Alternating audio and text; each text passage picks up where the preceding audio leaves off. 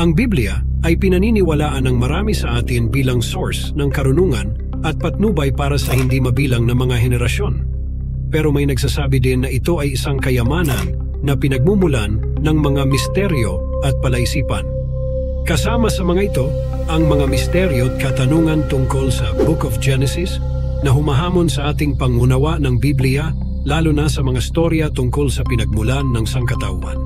Sa mga sinaunang chapters ng Genesis, isang tanong ang nananatili. Saan nga ba nagmula ang asawa ni Cain? Bilang unang mga naninirahan sa lupa, sina Adan at Eva ay biniyayaan ng mga anak, sina Cain at Abel, ngunit ang pinagmulan ng asawa ni Cain ay nananatiling isang misteryo. Ang enigma na ito ay nagpapatuloy na pumupukaw sa imahinasyon ng mga theologians, scholars, at pati na din sa marami sa atin na gusto pang maunawaan ang mga misteryo ng Biblia. Si Cain ang panganay na anak ni Adan at Eva. Siya ay isinilang pagkatapos na palayasin sina Adan at Eva mula sa Garden of Eden ng Diyos dahil sa kanilang kasalanan. Ang Genesis 4:1-2 ay nagsasabi tungkol sa pagsilang ng pangalawang anak ni Adan at Eva, si Abel. Dito na din malalaman ang storya ng magkapatid na si Cain at Abel na nagdala ng mga handog nila sa Diyos.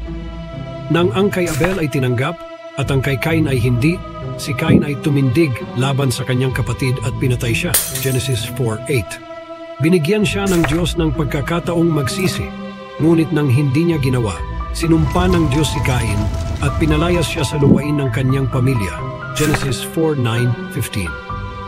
Pagkatapos ay nalaman natin na si Cain ay pumunta sa silangan ng Eden, sa isang lugar na tinatawag na Nod, at doon nagsimula ang kanyang sariling pamilya.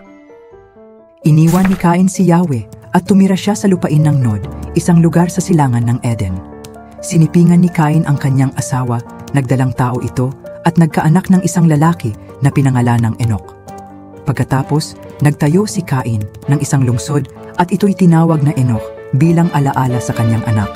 Genesis 4:16-17. Bumalik tayo kay Adan sa mahabang panahong sa pagitan ng kapanganakan ni Cain at Abel. Isinilang din ang kanilang anak na si Seth. Si Adan ay 130 years ng mga panahong ito.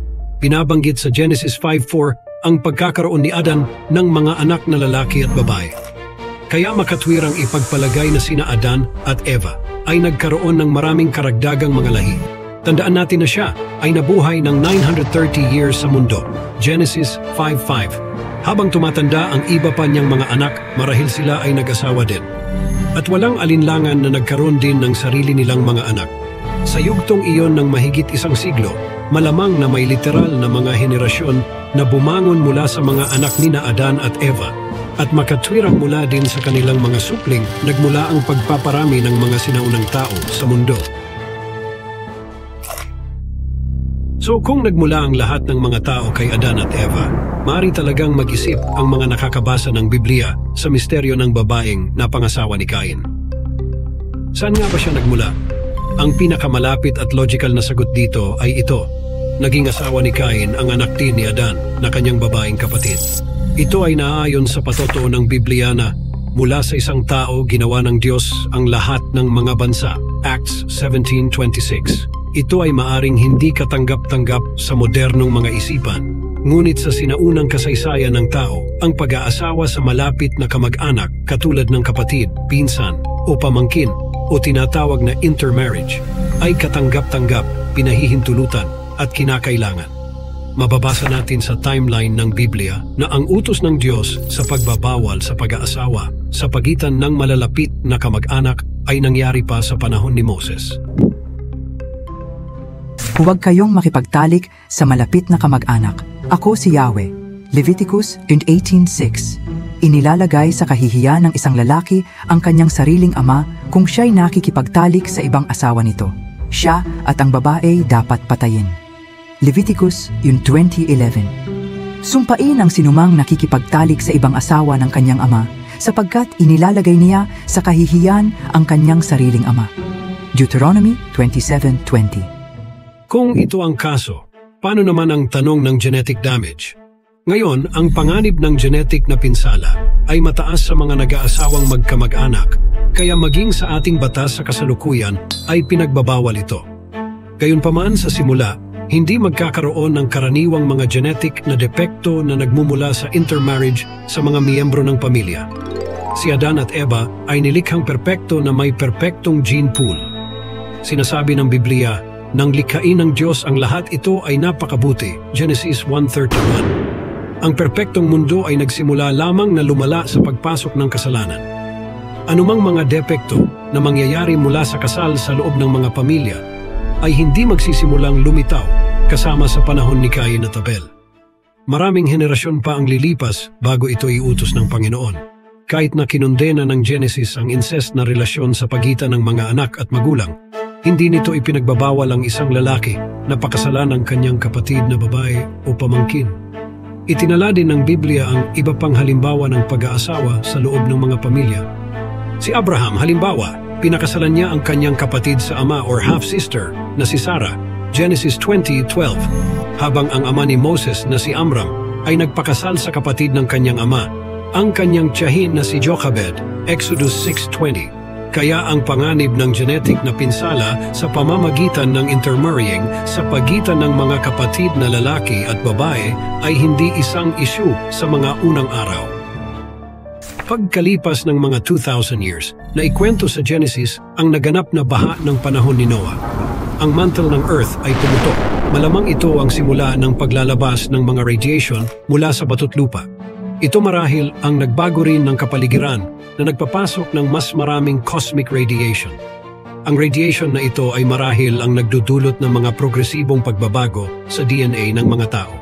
Bagamat maliwanag na walang pag-aalinlangan ng Diyos tungkol sa pagpapakasal ni Abraham sa kanyang kapatid sa ama na si Sarah noong panahon ni Moises, ang mga populasyon ay nakasaksi na ng pinsalang genetiko, lalo na sa maharlikang pamilya ng mga taga-Ehipto. Ang mga Egyptian pharaohs ay napaka-protective sa kanilang bloodline, na ang mga pag-aasawa ay karaniwang sa pagitan lamang ng malalapit na kamag-anak, kaya't naisip na ang mga deformidad ni Haring Tutankhamen at maagang pagkamatay ay nauugnay sa kanyang incestuous na relasyon. Upang maiwasang mangyari ito sa kanyang piniling bayan na Israel, binigyan ng Diyos si Moises ng mga bagong batas tungkol sa pag-aasawa na may malapit na relasyon, Leviticus 18:20. Ngayon, maaring itanong mo, nagbabago ba ang isip ng Diyos? Ito minsan ay nagiging sanhi ng iba kung bakit dinedebate nila ang origin ng Diyos, tulad ng mga statement at argumento na walang Diyos na mapagmahal, makapangyarihan at sinasabing lumikha ng mundo na inconsistent at pabago-bago ang isip. Bakit niya binabago ang kanyang mga pamantayan? Ngayon, ilagay mo sa iyong isipan ang isang pastol na nag-aalaga sa kanyang kawan sa isang bukas na parang. Walang mababangis na hayop sa paligid at ang tanging panganib sa mga tupa ay nasa isang dulo ng parang kung saan may ilang mga bangin kung saan maaari silang mahulog. Kaya ang pastol ay gumagawa ng bakod ngunit sa paligid lamang ng mga bangin. Ang bakod na iyon ay kumakatawan sa isang batas, isang babala na magliligtas sa kanila sa panganib. Makalipas ang ilang oras, lumipat ang mga lobo sa distrito. Ngayon ay may bagong panganib sa mga tupa. Kung lumihis sila sa paningin ng pastol, nanganganib silang patayin at kainin. Kaya't isang bagong hanay ng mga tuntunin ang kailangan, isang bagong babala. At ang pastol ay naglalagay na ngayon ng bakod sa buong parang. Ang mga pamantayan ng pastol ay hindi nagbago. Ang kanyang maibiging pangangalaga sa kawan ay katulad ng dati. Ngunit ang mga panahon ay nagbago at isang bagong batas ang nilagay para sa pag-aalaga ng mga tupa upang maipahayag ang pag-ibig ng pastol sa kanyang mga minamahal at iniibig. Sa parehong paraan, na pinahintulutan ng intermarriage sa pagitan ng malapit na kamag-anak upang simulan ang sangkatauhan mula sa isang lalaki kay Adan at isang babae na nagmula rin sa isang lalaki, si Eva. Dumating sa isang punto kung saan malinaw na pinili ng Diyos na magtatag ng isang bagong batas na, tulad ng sa kaso ng mga tupa, isang benepisyo sa kanila para sa kanilang sariling proteksyon. Ito ay maaring partikular na mahalaga at tinatag para sa mga anak ng Israel sa pamamagitan ng utos na binigay ng Panginoon kay Moses para sa mga Israelita. Sila ay isang genetically isolated na populasyon. Sinabihan sila na iwasan ang pag-aasawa sa labas ng kanilang sariling grupo, maliban kung ang tao ay nagbalik loob sa pagsamba sa tunay na Diyos ng Israel. Kaya tumaas ang posibilidad na magpakasal ang malalapit na kamag-anak, kaya naman kailangan ang pagbabawal. Ang pangangalaga sa bansa ng Israel ay mahalaga dahil sa kanila magmumula ang ipinangakong Mesiyas, si Jesucristo, Genesis 3:15. Sa kwento natin ngayon, ang ating mga naging obserbasyon at sagot sa ating mga katanungan ay ito. Walang alinlangan na itinuturo ng Biblia na pinili ng Diyos na simulan ang sangkatauhan mula sa 2 tao lamang. Nangangahulugan ito na sa unang ilang henerasyon, ang pag-aasawa ay dapat sa pagitan ng mga taong napakalapit na magkakaugnay, kabilang ang hindi bababa sa isang brother-sister union. Sinasabi ng Biblia na sina Adan at Eva ay nagkaroon din ng mga anak na babae. Maaaring pinakasalan ni Cain ang kanyang kapatid na babae o pamangkin. Ang mga problemang biolohikal na dulot ng mga intermarriage ngayon ay nagmumula sa isang progresibong akumulasyon ng mga genetics na depekto mula noong unang pagkakasala. Ang isang orihinal na perpektong populasyon ay hindi magkakaroon ng anumang ganoong problema. Itinuturo ng Biblia na kahit si Abraham na nabubuhay ng mahabang panahon pagkatapos ng paglikha ay nagawa pa ring pakasalan ng kanyang kapatid sa ama, si Sarah, nang walang anumang pahiwatig ng mga biolohikal na problema sa mga supling tulad ng kay Isaac. Sa paggawa nito ay hindi niya nilalabag ang kautusan ng Diyos. Ang kautusan ni Moises na nagbabawal sa pag-aasawa sa pagitan ng malalapit na kamag-anak ay hindi ibinigay hanggang sa mga siglo pagkatapos ni Abraham. Bakit ba natin mahalagang malaman ang sagot sa katanungan ng Biblia tulad ng sa video natin ngayon? Ano kung hindi mo naman alam kung sino ang asawa ni Cain? Sa dami ng problema ng mundo, iisipin mo pa ba ang makatanungang ito? Bibigyan ko kayo ng isang totoong kwento na nangyari sa isang parte ng mundo. May isang matanda edad 90s na malapit ng mamatay. Ilang taon niyang nilabanan ng lahat ng pagpapatotoo sa kanya na may Diyos at totoo ang kanyang salita. Kahit ang kanyang malapit na kaibigan ay pinagdadasal na makilala niya ang Panginoon, ang kaibigan niya ay nakiusap sa kanya na tanggapin si Kristo bago siya mawala at sa kasawiyang palad, huli na ang lahat. Sinabi ng naghihingalong matandang lalaki na hindi niya magagawa dahil hindi siya makapaniwala sa Biblia. At ang dahilan ay ito, walang Kristiyanong tinanong niya ang makasagot sa kanyang tanong tungkol sa asawa ni Cain, kaya naman ilang taon na siyang sumukong magantay ng kasagutan. Tumigil na rin siya sa pagtatanong sa kahit sinong Kristiyanong kanyang makasalamuha. Ilang taon na ang nakalilipas sa isang Christian country fair sa Goondiwindi, Australia. May isang babae ang lumapit sa exhibitor.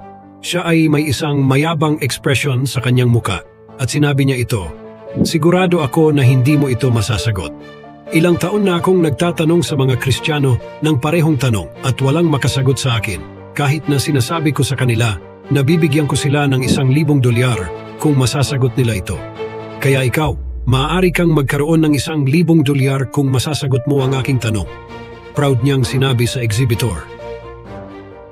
"Kung gayon, ano ang iyong tanong?" sabi ng lalaki. "Sige, kung gayon, saan nakuha ni Cain ang kanyang asawa?"